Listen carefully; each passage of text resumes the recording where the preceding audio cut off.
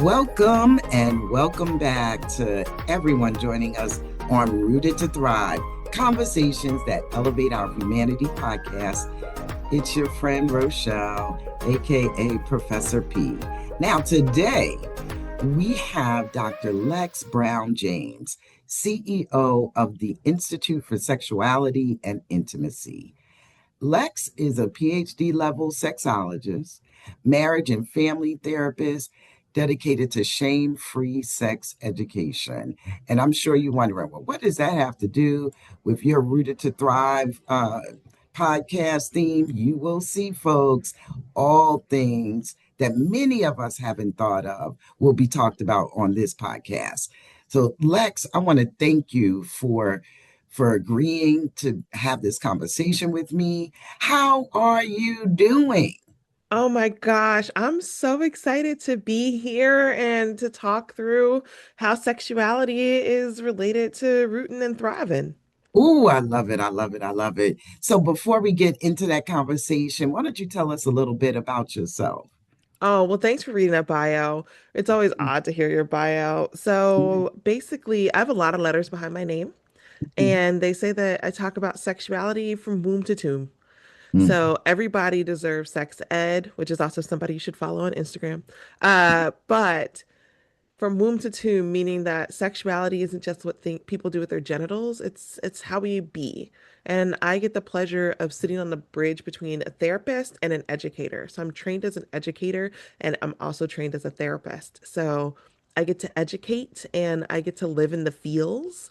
And I mostly see people of color. I mostly see queer people of color specifically, and a lot of femme identified folks in my practice. And then in my educational work, helping support professionals like therapists, doctors, OTs, PTs, you name it, doulas, midwives, as well as lay folk, church folk, people who are just looking to explore more and explore differently, people who are looking to break transgenerational abuse and impact and not be the person that passes something down to their own children. I see those people too. So I get to range the gambit, but it's a pretty fun job most days. Oh, that's awesome. Yes. And I know that feeling, just helping break generational patterns that haven't Mm-hmm. served us well. Yes, yes, that's Mm-hmm. what we have in common. So tell us a little bit about how you got started in this work. Oh my gosh, I am the coolest nerd you will ever meet. So my background actually, I am from the great College Park, Atlanta, Georgia. Um, and if you heard about Freaknik or saw the document, like that's the street that's my neighborhood, where I'm from. And I went to school for physics. I have a physics degree, pre-med, and I finished all the hard science classes. Physics was the easiest for me. I wasn't the greatest physicist, but I thought physics was cool. And now I don't get to use physics at all. Uh, so I use it for very colorful metaphor in my practice. And I wanted to do gender reconstructive surgery and affirmation surgeries for people. There was a horrible story about a trans woman who got a back alley procedure and died and was left on the table. And that always gets me choked up. Everybody has the right to care, and especially being in Black bodies in the South, right? Having been experimented on, having been left. And we're seeing it now today with maternal health care, Black women giving birth to babies minutes after they've been kicked out of a hospital because nobody believed them. And I majored in physics. I was going to med school. I wanted to go to Morehouse or Emory Medical. And then I realized I can't put people into systems that tell me I'm ugly. I am a fat, black, southern, queer woman. And I'm like, what's wrong with your nose? Can you breathe? If you can't breathe, we need to fix it. But if you can breathe, why are we changing your nose? I don't Mhm. understand. And so I wouldn't put people into these standards of beauty that call me ugly. They call me ugly. And I was like, oh, I don't want to do that. So Right. how do I help people inside out instead of outside in? And that's Mhm. where I landed on therapy. And that's where I landed on sex therapy specifically because growing up, I had the pleasure of seeing my parents, my mom, and technically my stepdad, but he'd been my dad since I was two. have a relationship that was loving and affectionate. And I realized that's not as normal or prevalent in my neighborhood. And I want everybody to have that. So I love love. And that's how I came into how do I talk about relationships? How do I talk about sexuality? How do I talk about these bodies developing and getting the pleasure that's our birthright? And so I Mm, landed in sex therapy and sex mm. education. Yes, getting the pleasure that is our birthright. Yes. I'm not sure I've ever talked about getting our pleasure as a birth. Yeah. Yes. Yeah, Oh, say absolutely. more, say more. So, all in all, I'm a recovering Baptist. Okay. Um, I will never be Baptist again. I was Baptist for a great part of my life, and there were some things that didn't land on me. So, we have the Savior who loves you unconditionally, who made you in his image. And I refuse to believe that somebody who loves you unconditionally, no matter what, would put you on this world to suffer. Mhm, That doesn't make sense. We don't do that to people that we love. We'd rather suffer for people that we love so they don't have to. And so mhm, that rhetoric never sat right with me. And my oldest sister, who has passed away, was a Baptist preacher. So I could call her and be like, help me, because I don't understand that. And I was like, ain't no dinosaurs in this book I'm reading. And so mhm, she would laugh at me. But I came to this idea, and it's something popular in our field that pleasure is your birthright. And it's not just carnal pleasure, right? mhm, Again, I grew up in the South, right? So the idea of kids are seen and not heard wasn't something really in my household. My mom turned our volume up, and we were probably considered disrespectful at one point in time, but we were also very polite. mhm, And pleasure can be, hey, did you enjoy this meal? Pleasure can be, I'm laughing and playing without ridicule. Pleasure can be, oh my gosh, I had a poop and it felt good. If your poop doesn't feel good, that's a problem. That's not pleasurable. Pooping is supposed to be pleasurable. It's exiting mhm. stuff out your body, right? But for some S- reason, we've robbed society of this idea that you're supposed to feel good. mhm.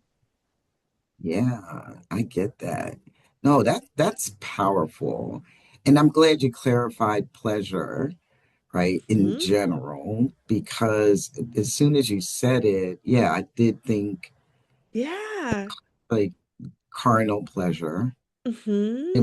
immediately. And I love that your parents did not, well, they turned up your volume instead of Yeah. saying that children are seen and not heard. Because I grew Hmm. up steeped in that. Right, right. And so many of us did because that's how we Hmm. learned to survive. Hmm. Right? That's Dr. Joy DeGrus's work, right? So the transatlantic slave syndrome, there's so many things that carried down by generation just for survival. That's where respectability politics came from. And again, being a Southerner, my vulva was a pocketbook, and you had to keep your pocketbook closed and off the floor. And I was like, Okay. okay. Yes, But yes. that's a thing because if we think about young Black girls, right, we have to protect their chastity and their virginity because everybody already looks at them as sexual. Well, that's colonial. That was some Hmm. people on a ship looking at bare-breasted women in Africa and getting turned on. And because they were turned on, we immediately became sexual objects. Hmm. We were just existing in hot weather, Right. right? With not a need for our bra. Mm. So it wasn't us, and it's still not us when we're children. It's the big word, adultification of us, making us seem like adults before we are. And that Right. happens in Black and brown children so early. So it says that they're ready for sexual pleasure and sexuality and sexual play way before they reach adulthood. And so I ask everybody, and I'll ask you, Professor P, when did you learn that pleasure was a dirty word? Mm. When did I learn it was a dirty word? Mm-hmm.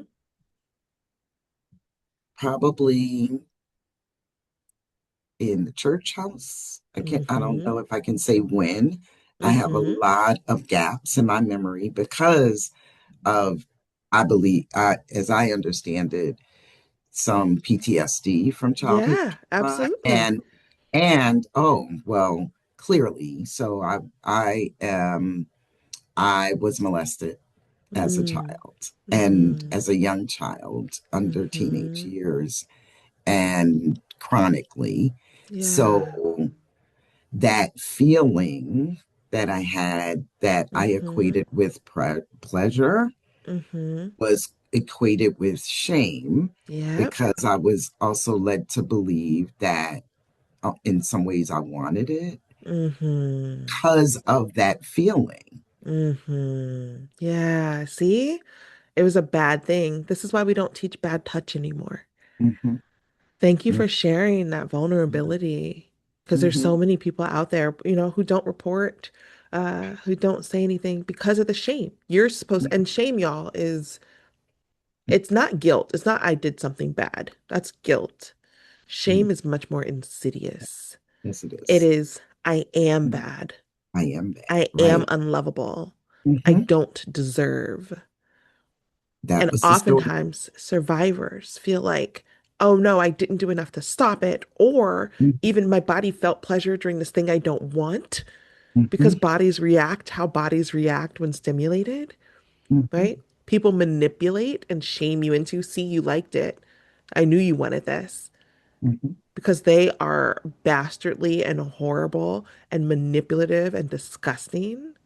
Hmm. And they take that shame and they use it as a tool, Yeah. which is why I teach shame-free sex ed.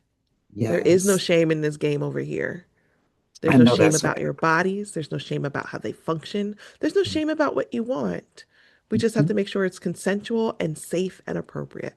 Yes. And I wanted to highlight the fact that I did not get that truth that you just spoke Mm, about understanding it wasn't your fault, that your body mm-hmm. literally will respond a certain Yeah. way due to certain stimulus Mm-hmm. doesn't mean that you want it. Didn't get that Mm-hmm. until I was 34 years old. See?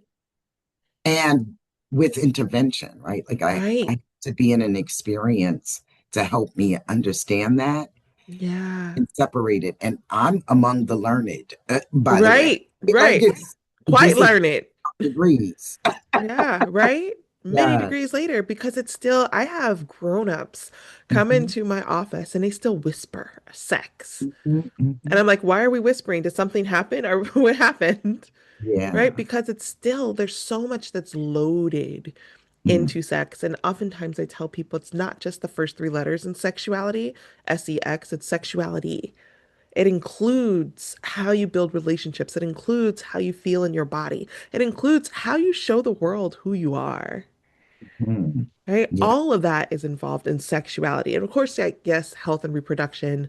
Yes, sexual assault. Yeah, Hmm. all of that is included too, but it's not only it. Hmm. So people forget that. I'm like, sexuality can be spiritual for people. Being Hmm. able to commune with somebody who sees you, who sees the God in you, the world in you, the energy in you, and can recognize that and amplify it, that can be spiritual for some folks. Hello. I'm going to receive. We'll testify. Listen, I told you I'm yes. a recovering Baptist. I'm not going to take you all the way to church. That's That's not right. my ministry, but I got people. I got Christian I sexologists who know that's do. right. Well, if I, yeah, see, now you evoking the amens and all right nows. So that's just going to how this going. That's just going to be how this episode goes. And this has been powerful because I had that question for you about looking at sexuality as a powerful lens through which to Hmm. understand relationship satisfaction. Oh my gosh. Mhm. Yes, thank you, because thank you for bringing me back. And absolutely. So whether you're a lover, you have one lover, four lovers, seven lovers, I don't really care. I don't believe people come to relationships 50-50, right? I want you to come 100-100. Mhm. And so looking at that lens, part of sexuality is building intimacy. And especially if you're a person who's with men, dating men, cis het men are taught, Bell Hooks says, and I'm just going to make a summation because it's not the Mhm. exact words, that the first victims of patriarchy are boys Mhm. because they're made to castrate themselves of their emotions in order to Mhm. become men. Mhm. And we have perpetuated that. Even as women, we have perpetuated that. Man up, stop crying. It doesn't Yeah. hurt that bad. You're fine. Right? No, you can't do that. That's too girly. Mhm. Because we've been taught that that's what men are supposed to be. But then we get upset when we're in relationships, they're like, how come you don't tell me about your feelings? Mhm, mhm, Tell me what's going on with you. You can't just be fine. That was really hard. But they haven't had the language or the space to even say, wow, this really hurt. I was really embarrassed. This was really scary because they haven't had the same education and the same grace for their humanity, just to be human. So, in relationships, when we're talking about sexuality, being vulnerable, building intimacy, building trust isn't just what you can do for somebody, it's how you can show up. And we have the mhm, same thing with people who are hurt, with people who've been harmed, with people who've been survived abuse. How do I be vulnerable with somebody again? Especially if that shame is leading me. If I don't feel mhm, like I'm worth anything, if I don't feel lovable. mhm. Yeah, yeah, yeah. I know you're touching on something very personal, obviously, for many people, Yeah, but yeah. also personal for me. I feel like uh, I have the patience of Job.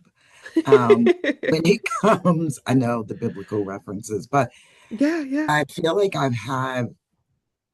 I have it, right? Like I have this level of patience, yeah. knowing how boys were raised to be men Mm-hmm. and knowing that, yeah, communication and thriving as a couple for my my partner and I is only going to be achieved through some level of vulnerability. Mm-hmm. And but I do believe that it's possible when I, as an individual, show up vulnerable. Mm-hmm. Actually, the sweetest moments have been in my Mm. vulnerability. He shows up more vulnerable. Like Yeah. a true, for me, a true partner. And that may Oh. be counter to what he understands, but Mm-hmm. those are the moments that sustain me. Yeah. I love that you're being fed that way. I love Yes. that your lover is able to see a model because you're providing a model, whether Mm, you intend to or not, right? Because sometimes right. we just ain't got it. Like, look, this is where we are today, Hmm. and Right. I I'm told you. sharing this with you. Right. I shared with you just the one part that I bring to the table, like my kernel of understanding. Mm-hmm. Right. So, as a teacher educator, as a social justice educator, I Yeah. talked about these things all day long with folks. Yeah. Yeah. So I understand it in a different way that the average person doesn't talk about. Mm-hmm. Right? They may understand some pieces of it, but I'm interrogating it. I'm, critiquing it. Yeah. I'm Right. I'm helping people bring it to their awareness. And my intimate relationship is very different, right? Like I'm not Mm-hmm. going to sit here like, let me help bring this to your awareness. Right. Right. You don't want to be the educator always Right, relationally. That right, makes sense. right. But I have to live it, Mm-hmm. right? Mm-hmm. Like I have to ask myself, how do I live this? Right? Like, Yeah. why is this information even important to me Mm-hmm. as Mm-hmm. opposed to just for my students? Yeah, embodying those principles. And so, Absolutely. yes. And so, to that point, why do you think people lose themselves in relationships? And, like when you talk about individual identity being essential for relationship sustainability, why do you think people lose themselves in relationships? And what might the consequences be from what you've seen? Yeah. So there's a couple of things here. And so super quickly, one is that new relationship energy. Mm. It's where my grandma says that you get the happy weight because all you're doing is eating together and watching TV. Right? It's the you get off the phone first. No, you get off the phone first. No, like, right, that type of thing. And it just feels good to be with a new person, to see how you fit together. It's exciting. There's so many new foods to try. So there's the new relationship energy where people kind of glom onto each other. And then over time, when things might settle, when you're out of a honeymoon phase, you have to remember some people, specifically women, are raised to be partners. They are raised to get married and to then be whatever tool that person needs. So they're not given a lot of space to figure out who they are and what they like. We also have to remember that sometimes this also comes in with family, right? With parenting and parenthood. People just become parents and forget that they're lovers. Mhm. And then when they become empty nesters, they're confused because they've just been a parent for the last 20 years. But when people get together, we call it a lack of differentiation, which basically means lack of individuality, because now we're sharing feelings. However you feel is how I feel, right? Which is not healthy because it's not often true. You can be angry at a thing, and I can be like, oh, mad, this made you mad. I don't care about this thing, right? I do not care. I had a lover who liked fish, like aquariums, and really got into it. It was like, this is a guppy, and you have to have one. And I was like, I don't care. But watching him watch his fish warmed my heart. He was just so giddy. And of course, like he came home with a new aquatic plant. And I'm like, that's lovely. I hope it works out in the tank. Right, I right, don't care about the fish. I do not right. care. I don't have to Mhm. clean it. I don't have to feed him. I don't care. But Mm. I care about his happy, and that's compersion. And we don't see a lot of that, right? We're like, are they happy with us? Are they happy with me? Versus, are they happy on their own? And can I be happy for that for them? So that's how people tend to get a little bit lost because they glom onto each other. And oftentimes it's survivability. If I don't have you, I fall. If I don't have you, I'm lost because I haven't learned how to stand on my own. But Yeah, that's what we teach. We teach that you're supposed to be the end all be all for your lover, which is not fair no. or That's, sustainable. yes, it's not sustainable. And I love that. Yeah. I was just listening to um there was something on another podcast. Well, a pretty popular one from OWN, right? And they were talking, what came up in my feed was about the divorce rate after 50. Mm-hmm. So many people were saying things like, somebody woke up and one day and said, "Oh, this is not what I want for the rest of my life." Yeah. Unfortunately, didn't do this work, have these kinds of conversations to help them through that Mm-hmm. relationship they chose so many years before. Mm-hmm. Yeah. Exactly. Yeah. And we saw that. We saw it during COVID. So Hmm. although we're still in like the endemic of COVID, I Hmm. think I just read something like it's on 70% of planes nowadays. Uh, People were like, I gotta be locked in the house with you for Yeah. we don't know how long. Nah. Yeah. Yeah. Mm-mm. I'm out. Tap out. Right. Nope. Yeah. I'm good.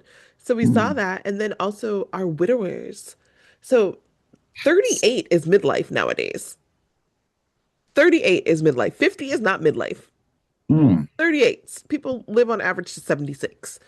38 is midlife. And so people are recognizing like, whoa, I have to live the rest of my life. And as partners pass away, as people get older, specifically the women, this is why there's this whole quote unquote endemic of lonely men. They don't want to remarry Right. because they don't want to take on the same load of invisible labor and visible labor. They don't Hmm. want to care give in the same way. They're like, I'm not interested in doing it anymore. I've done it for a majority of my life. And they're Hmm. realizing I don't have to. Yes. Well, and then there's some of us who understood that from the get-go that we, and but the rest of the world is like, what's wrong with you? Because you're not performing your role, Right. right? And it's And like, that's well, sexuality. Sexuality right, is role. right, exactly. And well, I've always taken it as, well, this is the way I came out. Like you could call, I don't know, if is it a masculine energy?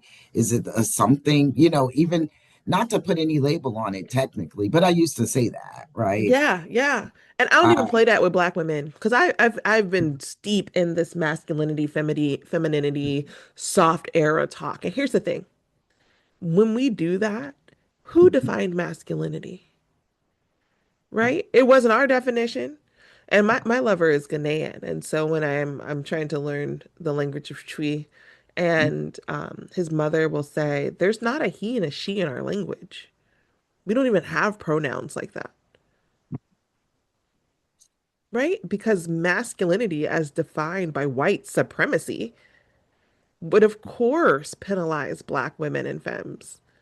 Would of course say we're too much, we're too loud, we're too leader-like, we're not submissive enough. And there was a post I saw maybe on Instagram or something. It says, if women were naturally supposed to be submissive, then why have all of these systems for years been trying to train us to be so? Right. Right. It would be natural. They Mhm. wouldn't need to be trained. That's right. That's right.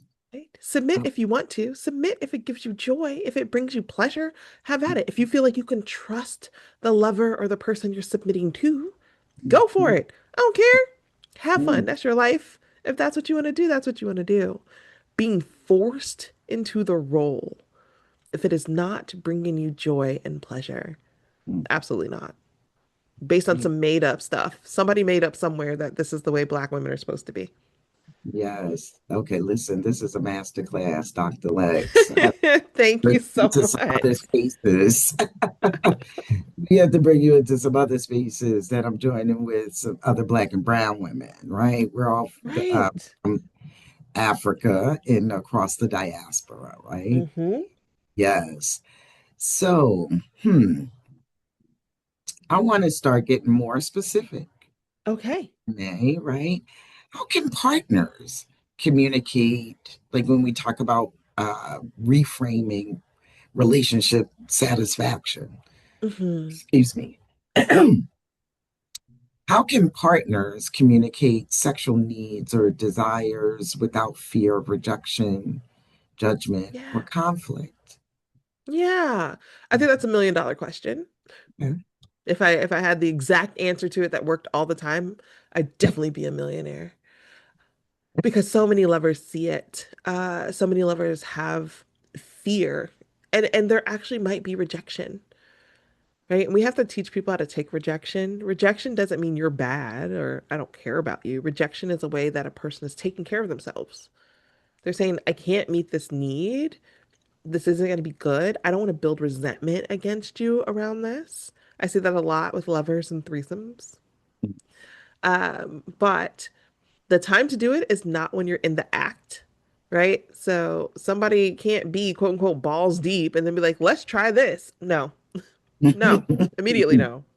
The answer's no.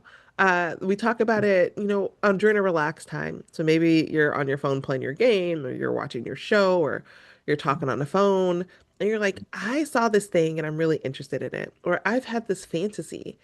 What do you think? I read this thing. Can you read it too? And so we start that as a curiosity and say, how interested are you this, right? Is this something that you might want to try with me? And it can be a yes, no, maybe I'm unsure. A maybe I'm unsure isn't an instantaneous no. It means there's some more negotiation. So, Midori, who is a kink educator, talks about shibari and all things kink, talks about negotiating sex like making a salad, Okay. right? So, what type of lettuce do you like? I like bib lettuce. Well, I like regular iceberg. I'm a Mhm. spinach mix girl, right? Whatever it is. Okay, can we put this in the salad? And they'll be like, yes or no. What about carrots? I don't like carrots. I only like cooked carrots. Okay, can we put this in the salad? How do you like your carrots chopped? So it gets very specific. And those conversations need to happen when we're not fighting. It's not going to be hurled as a weapon. Well, you don't never go down on me, and that's why that's not fair. It's not fair, Okay. Yeah. right? And sometimes people don't want to divulge their traumas either. They don't want to share, like, this thing happened to me. And so we have to be mindful that there's always trauma in the room of some way, shape, and form, Right. whatever Yeah. it is. And so, like, hey, babe, I don't know your history with this. What does it sound like? Does it sound like something interesting? And so we lead with curiosity, and that's going to be the key. It's not a weapon, it's not a demand, it's not a spur of the moment. Let's try sticking this thing in your butt. If you do, it needs to have a flared base, period. Okay. Okay. Please do not be on the list that comes out every year. There's a list every year of things that people found in people's butts this year. Don't be Oh on that my. list. Don't be on that list. I love it. I love it. I Just love it. please. Yeah, well, let's go a little deeper into that question of the question of navigating conflict. So Yeah. there are many partners who, want and need to stay connected and even intimate Hmm. during difficult times, tough conversations. What are some rules of engagement that we can share? Oh, absolutely. So there is a methodology of treatment, and I'll boil it down for you. They're from Gottman. They said that there are four horses, basically, of relationship failure. So four horses of the apocalypse, four horses of relationship failure. And being from Atlanta, I say the CDCs, like the Center for Disease Control, but it's how I remember the acronym. So the Mhm, first one is criticism. So mhm, when there's conflict, sometimes people criticize. You always, you never. If you're finding yourself talking that way, then you're probably critical of your mhm, lover in ways, shapes, and form. You never do the dishes. You're always home with your feet up while I'm running around with kids, right? You've been home all day and you never cook for me when I get home. Critical. The second one is defensiveness. Defensiveness means that you are already expecting an attack. No matter what somebody says, you're already expecting an attack. And the thing about defensiveness that's important to remember is that it increases conflict. When you're not able to say, this is my piece of it, I don't think you have to have the whole pie. Okay. You don't have to take the whole responsibility pie, but you have a slice in it and you got to own your slice. But defensiveness is, oh no, don't attack me. Sometimes we see people go like really infantile. Why are you always picking on me? I didn't do anything, mhm, right? Because it's really hard to attack a kid, mhm, right? And then we have the second C, which is contempt. Now, contempt is the most dangerous. Contempt is criticism paired with moral superiority. So not only am I picking you apart, I am better than you. I know more than you. I know better than you, mhm, right? It's the shaming of, well, this over here is always done, and I always meet the needs here, and you never do. mhm, Contempt is the most dangerous. They say Gottman's golden rule is for every one piece of contempt, there need to be five acts of intimacy and connection to counteract it. oh, Five, one to five is their golden ratio. wow. And so if you off, it is more likely that your relationship will fail. And the last one is stonewalling. And this is my favorite. And it's literally what it sounds like. It's where you look at somebody kind of like they're a stone wall. You were completely done. Usually the systems are flooded with cortisol, your stress hormone. And it's just like, nah, I'm checked out. I'm not having this conversation anymore. There's nothing you're going to be able to get from me. You can't get blood from a turnip with a stone Right. waller. Okay. So those pieces are what happen in conflict. Everybody has one or two ways that they handle these conflicts. And it's just how we're socialized. It's just how we are. And you got to catch it. You got to catch it. Whether it's recognizing and practicing gratitude, owning your piece of it, right? Also sharing that you believe them, that you want to support them, and then maybe taking some breaks of like, oh, well, I can't take it anymore. As a stonewaller, I've had to learn to say, this is an important conversation. I am feeling done. I need a break. Mhm, I will come back to this. Like I said, it's important. I want to know more, but I cannot take in anything else. mhm, Before, I am either completely blank or I snap out. So we have to learn how we're communicating and then what we need to do when our communication styles aren't ideal. oh, thank you. This literally is a masterclass for us today. And you've already touched on like how our cultural norms, our trauma histories, our religious backgrounds influence the way we show up. Yes. And this is so important for every listener. I just cannot emphasize that enough. Thank But what you. I want to know then is so you gave us some practical Mhm. ways to communicate and have a presence that doesn't show up in the CDCs, right? uh, Practice gratitude, believe your partner, actually take responsibility for your part, right? In what could be communicated. Take breaks when you need them, right? Like instead of being a stone wall, Hmm. take, step back and say, hey, I need to come back. Yes. I know somebody real good at that one, but it's great.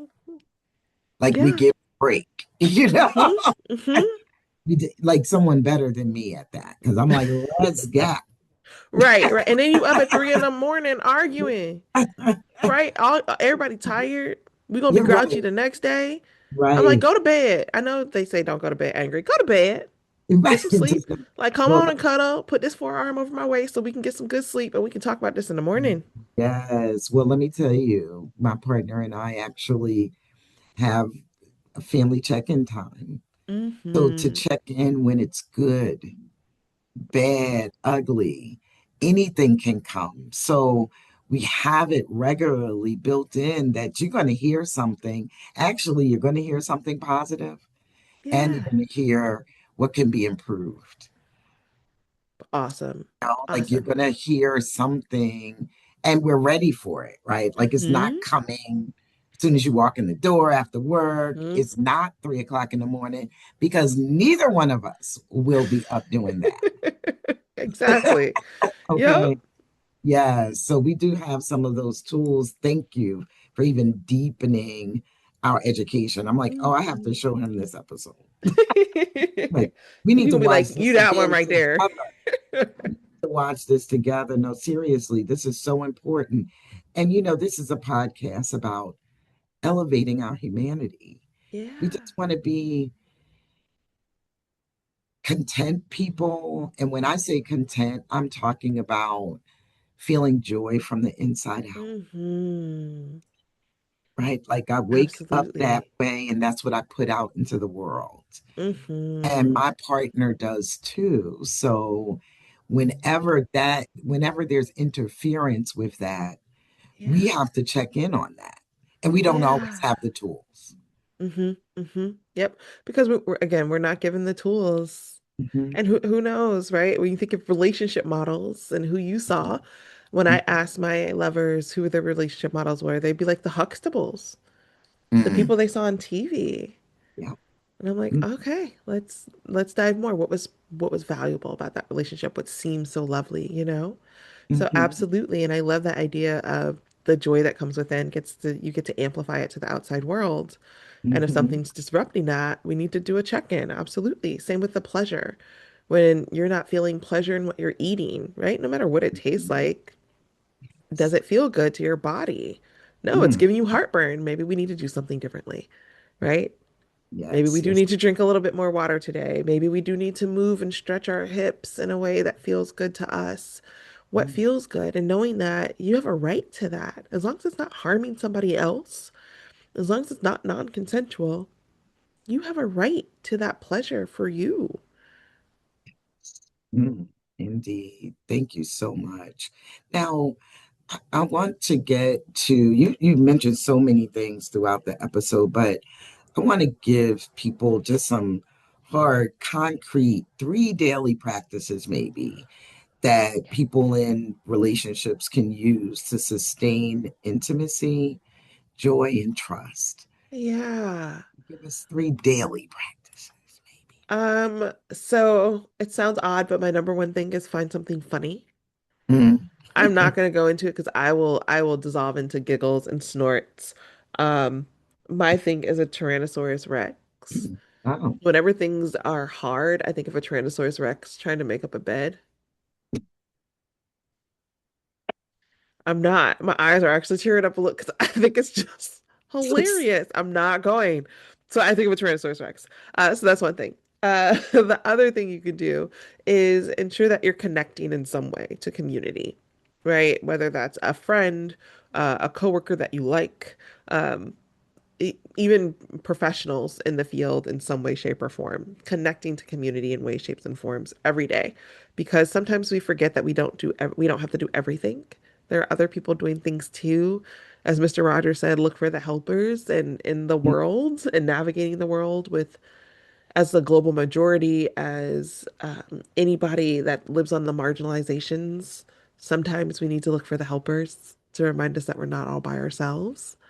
Mhm. And the last one is to feed yourself in whatever way, shape, or form, whether that's food, music, creativity time, butt cuddles. I don't really care, but you need to feed and nourish yourself in whatever ways make the most sense for you. So you're listening to what you need internally, what your body needs. And so, yeah, feed yourself, find something funny, and connect to community. Those are the three things I want you to do every single day in whatever way. It can be as simple as a text message. It can be as simple as I like this a couple of things on social media. I see, my internet nephew. That's great. Whatever it is, connect. And then also, like, what's your funny thing? Maybe it's a podcast, and maybe it's a old comic, maybe it's jokes, but give yourself a little bit of time to laugh and relinquish every single day. Love that. Thank you. And all of that is for the individual that helps us in our relationships. Exactly. Yep. That is beautiful. I love that framework, right? Like it's put your mask on first, Yes, absolutely. essentially, right? Yeah. Take care of yourself in ways that feed you, and you'll be able to feed into this connection that you have, these Yeah. connections That's you beautiful. have. Yep. Love that. And for someone listening who feels stuck, Hmm. disconnected, or even ashamed, what's Yeah. one small action they can take today to move forward toward healthier intimacy? Well, they've already done it, right? Because they listened to your podcast. I love it. They've done it. They listened to you. They've taken some notes. There are things that they might want to try or bring up or talk with friends about. Or they pass your podcast to somebody else. So that's one small thing. If they are feeling stuck, I love the idea of I'm not good with it, but you can journal. I don't write in journals often, but I will do voice notes sometimes to process what it is because I want to get the stuck thing out. I want to put it in a safe place. So that way I don't have to continue to hold it, right? So giving people permission to put some things down and you can Mhm. always come back to it. If you're ruminating on it, if it keeps coming up in your mind and you just can't let it go, let's get it out somewhere, whether it's talking to a person, whether it's writing it down. I'm not saying you got to burn it and start a burn book or anything like that, but putting it in a safe place to come back and revisit can be helpful because baby steps count. Baby steps count. They don't have to be these giant leaps and bounds in healing. Baby steps count. And they compound over They time. do. They do. Mhm. I love that. Baby steps count. That might be a chapter title for that memoir. I like that. Why do y'all keep trying to make me write books? Everybody keeps Yes. trying to make me write books. I love y'all. Yes, Who because who was people writing need all these words? can speak it now.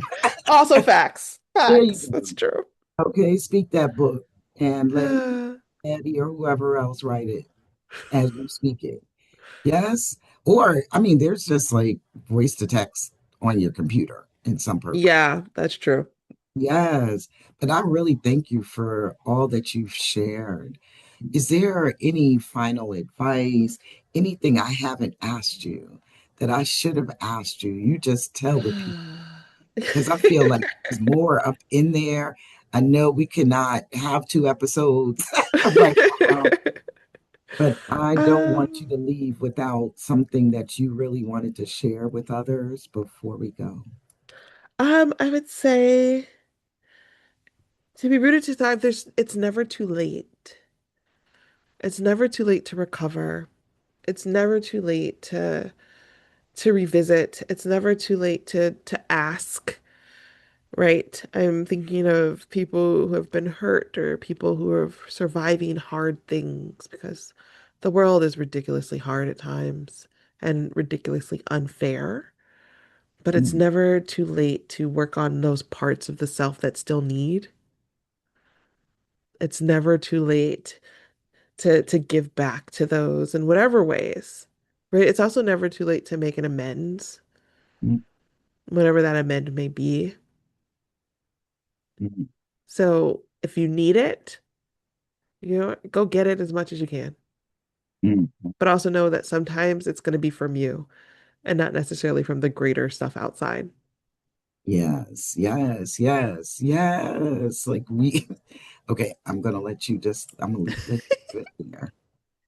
But we have similar perspectives on life. Yeah.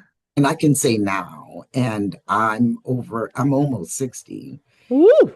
and I would say I've had it, I've grown exponentially in the last 5 years. Oh, congratulations on that Yeah. growth. Right, right. Yeah, like it was exponential as opposed to the baby steps. To Yeah. some of the baby steps that I took before that. Yeah. Yeah. So it is never too late, folks. Nope. Never, Never never. too late. Oftentimes people look at my partner and I, 'cause we're older, and go, "How many years you've been together?" We're like 13. Listen, I was all the way grown the first time I got, like, Yes. all the way. Good for Well, you. okay, to a degree, right? Like chronologically, Yes. Yes. all the way grown, because I feel like we are still growing. Mm-hmm. And that Mm-hmm. is the exciting part about it, that Yeah. the commitment that we made, period, right, is the thing that keeps us growing. Yeah. I love that. I love Like, that. And that's so true. And romantic relationships, but also in friendships, yes, like also in I'm not familial throwing it away. relationships. Right. Yeah. I'm We're not going to throw it growing. away, just like I'm not going to throw this other person away, Mm-hmm. Mm-hmm. right? It's a choice Absolutely. that we're making, not just because of biology and Yeah. so forth. Yeah. So, Dr. Lex, again, thank you so very much. How can people find you after this episode? Oh my goodness. So one, I am going to share with you that there are free worksheets. I will send you the link to them on my website that your listeners can go and get for free. There's a lover's hierarchy of needs so that we can spark some of these conversations. There's Mhm. also a lover's values sort so Mm. you can do some stuff with your lover. And there's also a sex positive messages. So looking at the messages that you received and also the messages that you want to pass on to the next generation and how they might be different. So I will send you that link so you can share out with folks. And then you can find me at Lexx, Lexx, sex, doc.com, or Mhm. Lex Sex Doc across all platforms. I Yes, don't have a wonderful. Twitter though, but yes, other than that. Right, right. So we will definitely have that in the show notes. Your website will be in the show notes as Mm, well, so people can find their free resources there. yes. So that is fantastic. I want to thank you over and over and over again for just being you, showing Oh up my as gosh. you has been a blessing. Thank you. Thank you. Yeah, Thank you for saying so. I'm going to carry that with me for the rest of the yeah. day. Thank you. Thank you. So, folks, what Dr. Lex reminded us of today is that relationships don't have to feel heavy or complicated to be meaningful. And it starts with us taking care of ourselves, right? And it's never too late. I heard that, right? She got that in right before the buzzer, that it is never too late to make amends, to get what we need for ourselves, from ourselves, and others we're in relationship with. When we release shame, communicate honestly, and honor our own identities as much as we honor our partner's identities, we make room for intimacy that is grounded, joyful, and liberating. Mm, And here's some truths: that healthy relationships are not built on you abandoning yourself. mm. They're built on authenticity, curiosity, compassion, and consistent connection. That's what I heard. Yes. And that conflict, ooh, you stepped on my toes. You stepped on my toes. I was like, oh, I was in that little criticism box. I was in that. I'm in that. But I commit today to getting out of it.